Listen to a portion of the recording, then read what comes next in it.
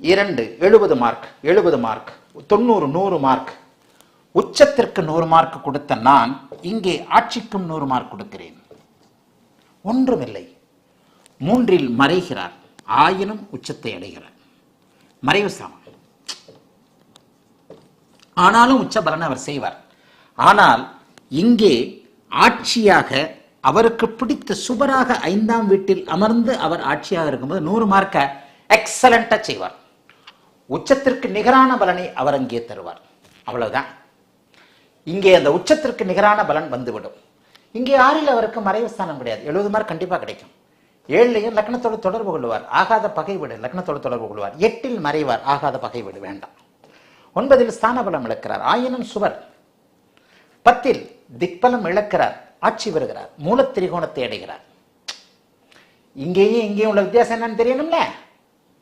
சுபர் வீடு, சுபர் கோணத்தில் இருக்கலாம், கேந்திரத்தில் இருக்கிறார், நல்ல பலன் இல்லை, குறையும். ஆனாலும் மூலத்திரிகோண அமைப்பில் இருக்கிறார், பகை வீட்டில் இருக்கிறார், 11ஆம் இடத்தில் இருக்கிறார். 12ஆம் வீடு பகைத்தன்மை உள்ள வீடு, ஆனால் 12ஆம் வீடு அவருக்கு நல்ல வீடு, குருவோட வீடு. அவ்வளவுதான்.